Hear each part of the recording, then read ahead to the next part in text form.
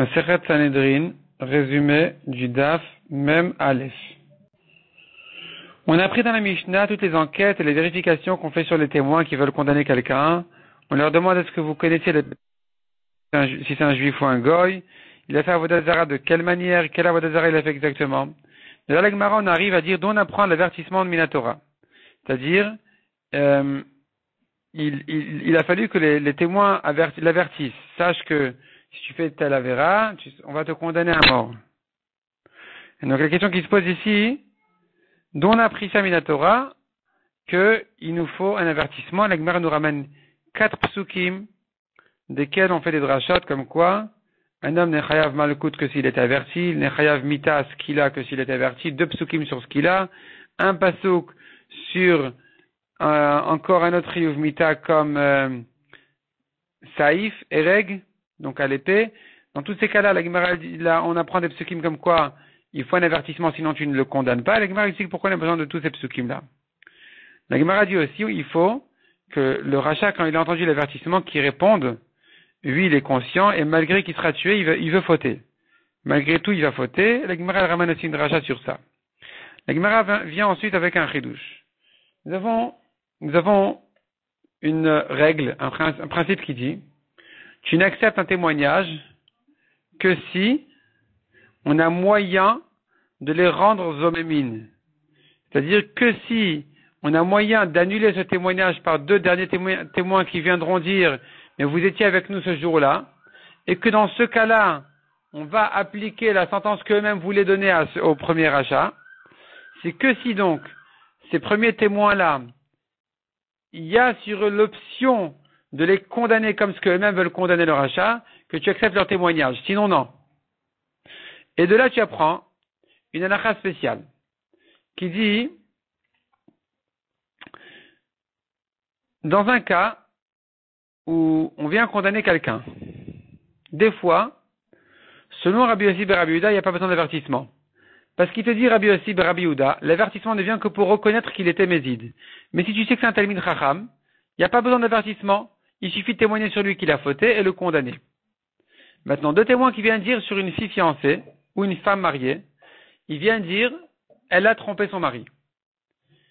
Elle a trompé son mari. Les témoins pourront dire, si ensuite il y a 2 derniers témoins qui viennent dire, mais vous étiez avec nous ce jour-là ailleurs, ils pourront dire, mais nous on n'a pas eu l'intention de la condamner à mort, on n'a eu que l'intention de l'interdire à son mari, ou l'interdire à cet homme-là avec qui elle a fauté. Et donc, puisqu'on n'a pas eu l'intention de la condamner, alors eux-mêmes ne seront pas condamnés. Et puisqu'ils peuvent s'en sortir en disant comme ça, alors du coup, on ne peut pas accepter leur témoignage parce que c'est un témoignage que tu ne peux pas annuler. C'est-à-dire, pas que tu ne peux pas annuler, mais c'est un témoignage que tu ne peux pas appliquer sur eux ce qu'eux-mêmes voulaient le condamner à mort. Donc, ils ne pourront pas témoigner contre elle, ces premiers témoins, puisqu'il n'y a pas 2 derniers témoins qui pourront les condamner à eux-mêmes. Car ils pourront toujours dire, on n'a pas eu l'intention de la condamner, voilà, il n'y a pas eu d'avertissement, c'était une talmid chachama. Donc sans avertissement déjà, on aurait en principe voulu la condamner, mais puisque eux, les témoins, ils peuvent dire c'était pas ça notre intention, du coup on ne peut pas accepter leur témoignage.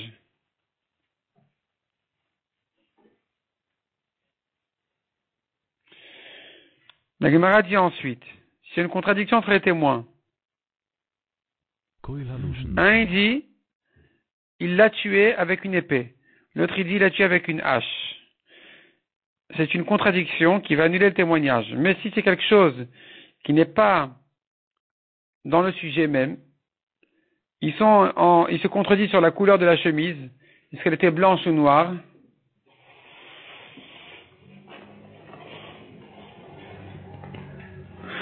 Sur ça, il n'y a pas de contradiction. On ne va pas annuler le témoignage.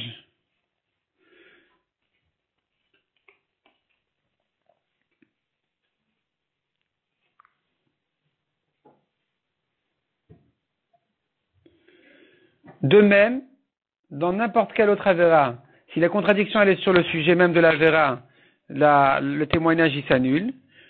Sinon, si c'est que dans le décor, le témoignage ne s'annule pas. La Gemara ramène cependant Rabban Yochanan ben Zakkai qui a annulé le témoignage pour quelque chose qui était très très hors sujet, quelque chose qui n'était que vraiment dans le décor, sur les figues. C'est-à-dire, il y a eu un meurtre sous un figuier, voilà, qui leur demande est-ce que les figues étaient blanches ou noires, est-ce qu'elles étaient grosses ou pas grosses. Et malgré tout, Rabbi Yochanan Zakkai a voulu, d'après ça, annuler le témoignage.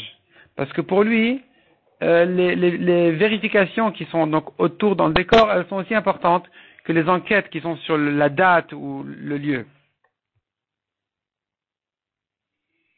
La Gemara s'attarde au passage un peu sur Rabbi Yochanan Zakkai. Quand est-ce que cette histoire a eu lieu? Quand il était encore un élève, il était encore jeune, parce que sinon, après, quand il était juge déjà lui-même, on ne condamnait plus les gens à mort. C'était déjà proche de la destruction du Beth Amikdash. La Gemara dit encore.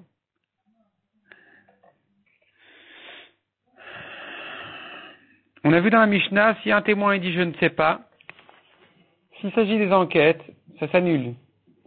S'il s'agit des vérifications, donc des questions autour, alors on accepte le témoignage, même s'il ne sait pas. La Gemara demande, sur la suite de la Mishnah qui dit, et même si les deux ils savent pas, le témoignage il est quand même caché. Sur ça la Gemara demande, mais quelle différence si un il ne sait pas ou deux ils savent pas, ça revient au même. Répond la Gemara, non, il faut lire la Mishnah autrement, et dire, la Gemara propose deux lectures, la dernière finalement elle est de dire que dans le cas des enquêtes, si les deux ils savent pas, eh bien, disons en fait, si les deux ils savent, oui, et qu'il y a un troisième témoin avec eux qui ne sait pas, sur ça il y a une marloquette entre Rabbi Akiva et les Chachamim. Est-ce que quand un témoin sur trois, il est mauvais, il n'est pas bon, est-ce qu'il va annuler du coup les deux autres aussi, ou bien non, on va se suffire de deux autres? Selon Rabbi Akiva, tout tombe, selon Chachamim, on va maintenir le reste. La Gemara termine par demander, non, la Gemara demande, quelle différence entre les enquêtes et les vérifications? Tu me dis les enquêtes sur la date et l'endroit, s'il y en a un qui ne sait pas, ça s'annule. Alors que les vérifications sur toutes sortes de questions tout autour, s'il y en a un qui ne sait pas, c'est pas grave. Ou même deux qui ne savent pas, c'est pas grave. Donc, quelle est la différence? Répond la Gemara, parce que dans les enquêtes, si tu ne sais pas, tu ne peux pas condamner. C'est pas que tu ne peux pas condamner, c'est que tu ne peux pas les condamner à eux-mêmes, les témoins, en disant, mais vous étiez avec nous ce jour-là ailleurs. Et donc, puisque c'est un témoignage que tu ne peux pas annuler en les rendant eux-mêmes, alors, c'est un mauvais témoignage. Il n'est pas soul. Tandis que dans les vérifications sur le décor tout autour, il n'y a pas ça. On peut toujours leur dire, mais vous étiez avec nous ailleurs. Donc, ce détail-là n'est plus important, et le témoignage, il reste caché. La Gemara termine par le sujet de la contradiction entre les témoins sur la date. Un dit c'était le 2 du mois, un dit c'était le 3 du mois. Leur témoignage reste caché parce qu'on dira il n'est pas au courant. Il n'est pas au courant que Rosh Chodesh a été fixé le lendemain. Donc finalement il s'est trompé dans la date. La Gemara dit mais jusqu'à quand il n'est pas au courant? Rabbi Yochanan dit jusqu'à la majorité du mois. La Gemara ramène une preuve de la Mishnah qui est repoussée.